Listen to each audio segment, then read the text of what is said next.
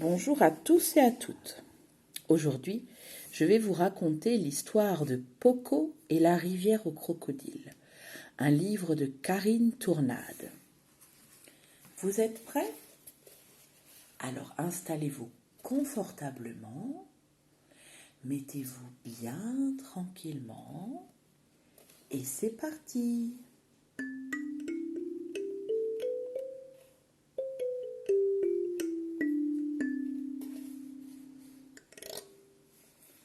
Poco et la rivière aux crocodiles.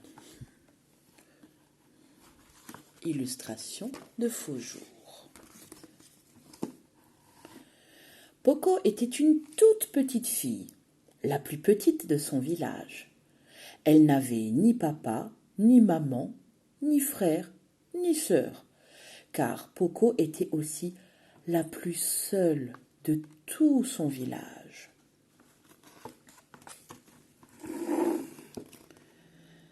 Le chef avait désigné Bouala, la belle-mère de Poco, pour prendre soin de la fillette. Mais la vieille femme était encore plus méchante qu'un lion enragé. Elle n'offrait jamais rien à manger à Poco, mais lui donnait de grands coups de bâton et l'obligeait à travailler du matin au soir. Un jour, elle remit à Poco un gros maillet qui servait à piler le mil et lui dit « Rends-toi au Kilibundé, la rivière aux crocodiles, et va me laver ce maillet. Ramène-le-moi si propre que je puisse me voir dedans. Allez, dépêche-toi !» Désespérée, la petite Poco éclata en sanglots. Elle n'en croyait pas ses toutes petites oreilles. La rivière était très éloignée, mais aussi très dangereuse. Elle regorgeait de serpents, crocodiles et autres animaux féroces. « Bouala est décidément trop méchante, » se dit-elle. « En m'envoyant là-bas, elle sait bien qu'elle ne me reverra plus. Tous ceux qui se sont aventurés jusqu'à la rivière aux crocodiles n'en sont jamais revenus. » Toutefois, la fillette redoutait tant les colères de sa méchante belle-mère qu'elle partit pour le Kilibundé.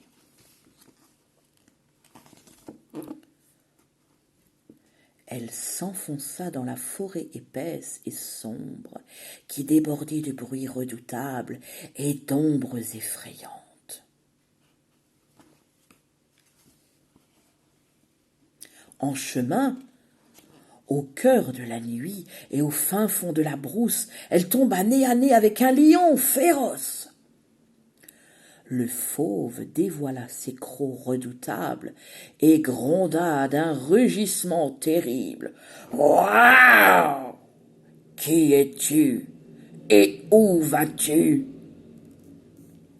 Poco, malgré sa peur effroyable, parvint à chanter d'une voix douce et mélodieuse. Poco est mon nom, je n'ai pas de mère, je vais à la rivière pour laver ce maillet. À la rivière aux crocodiles, ma belle-mère m'a envoyé. Seuls les hyènes et les lions s'y rendent pour boire. Serpents et crocodiles aiment y dormir le soir. Alors va, Poco, enfant sans mère, dit le lion.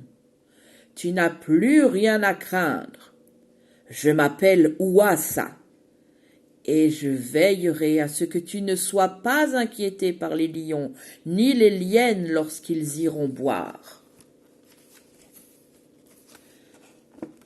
La petite Poco poursuivit son chemin et finit par découvrir, dissimulée derrière d'épaisses broussailles, la rivière qu'elle redoutait tant. Un crocodile vieux et répugnant fit jaillir d'un bond sa tête hors de l'eau. Tout en faisant claquer ses dents longues et pointues comme des poignards, il s'écria « Ksh, ksh, qui es-tu et où vas-tu » Poco, malgré sa peur effroyable, parvint à chanter d'une voix douce et mélodieuse la même chanson qu'au lion.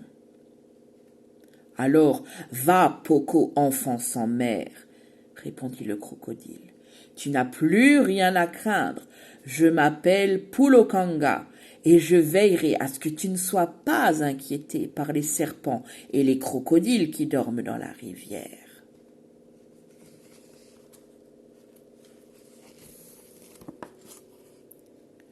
Rassurée, la fillette s'agenouilla au bord de l'eau et y plongea son lourd maillet. Mais ses mains étaient si petites et son maillet si gros qu'il glissa, s'échappa et disparut d'un coup dans la rivière.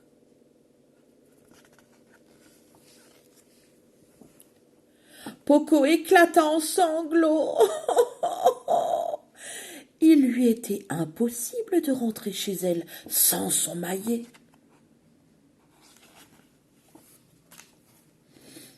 Soudain, le crocodile, armé d'un large sourire, bondit et lui tendit un nouveau maillet, tout propre et entièrement incrusté d'or et d'argent. « Prends ce maillet et emporte-le chez toi, Poco, enfant sans mère. Montre-le à tout ton village afin que chacun sache que le grand Kilibunde, roi de la rivière aux crocodiles, est ton ami. » Poco le remercia. Sur le chemin du retour, la fillette rencontra de nouveau Ouassa, le lion, qui se reposait à l'ombre d'un grand baobab. « Donne-moi ce maillet, Poco, enfant sans mère. Il est bien trop lourd pour toi.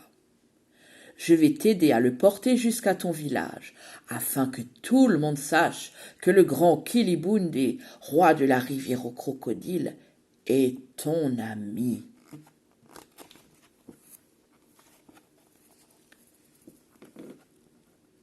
Poco gagna ainsi sa maison à dos de lion et présenta le maillet à sa belle-mère. Lorsqu'elle découvrit l'objet, l'affreuse mégère n'en crut pas ses yeux. « Où l'as-tu trouvé ?» lui demanda-t-elle envieuse. La petite fille répondit simplement qu'elle l'avait trouvé dans la rivière aux crocodiles.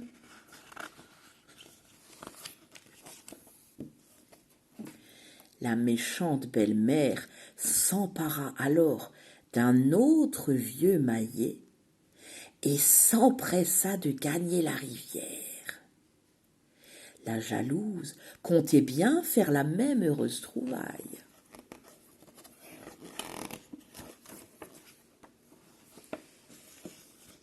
Une fois parvenue à la rivière, tandis qu'elle s'enfonçait dans la brousse, elle aperçut le lion Ouassa qui venait à sa rencontre. « Qui es-tu? Waouh! Et où vas-tu » rugit-il en se léchant les babines avec appétit. La méchante femme, pétrifiée d'effroi, ne parvenait pas à articuler un seul mot. Elle prit ses jambes à son cou et disparut derrière d'épais feuillages. Le lion, la voyant ainsi déguerpir, riait de tous ses crocs.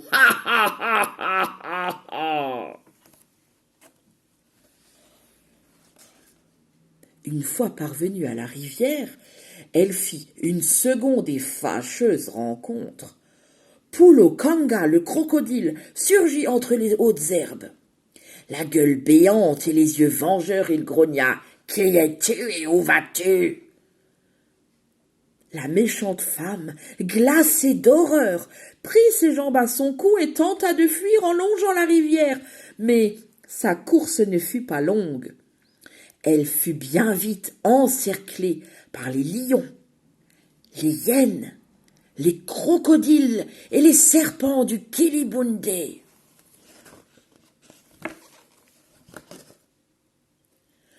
Tous les habitants de la rivière lui chantèrent en chœur. Poco, l'enfant sans mère, peut venir laver son maillet à la rivière, car le grand Kilibunde, roi de la rivière, est son ami. Mais pour toi, méchante femme, Kilibunde signifie la mort. Et crac. C'est ainsi que finit l'histoire de Poco et la rivière aux crocodiles. Alors, ça vous a plu? À bientôt!